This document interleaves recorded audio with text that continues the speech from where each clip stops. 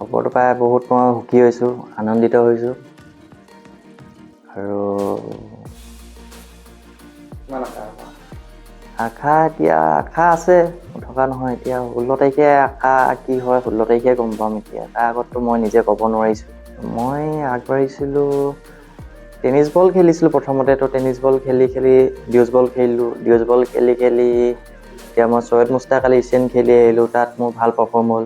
ছৈয়দ মুস্তাক আলীৰ পৰা এতিয়া মই IPL অকশ্যনৰ তালিকাত আহিছোঁ নাম। এতিয়া বহুত আগবাঢ়িলোঁ আগতকৈ। হয়, IPL অকশ্যনত নিলামত মোৰ নাম অহাৰ কাৰণে মই বহুত সুখী হৈছোঁ। চবৰে আশীৰ্বাদৰ কাৰণে মই ইমানখিনি সফল হৈছোঁ ৰাইজৰ। আৰু মই ডিউজ খেলা ইমান দিন হোৱা নাছিল। মই টেনিছ খেলিয়েতো আগবাঢ়িলোঁ বহুতখিনি। মই এছিয়ান ছৈয়দ মুস্তাক আলী খেলিব গ'লোঁ। তাত আপোনাৰ ভাল পাৰফৰ্ম হ'ল মোৰ বহুত।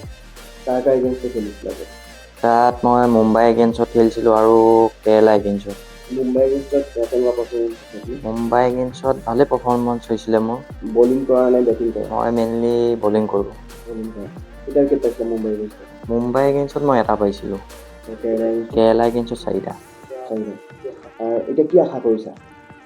এতিয়া আশা কি, মোক কোনোবা দলে ক্ৰয় কৰে আৰু সেইটো 16 তাৰিখে পাছতহে গম পাম আৰু ফলাফলটো কি হ'ব 16 তাৰিখে।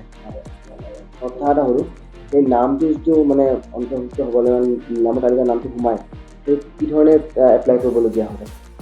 সেইটো মোক অসম ক্ৰিকেট এছ'চিয়েশ্যনৰ পৰা কৰি দিছে।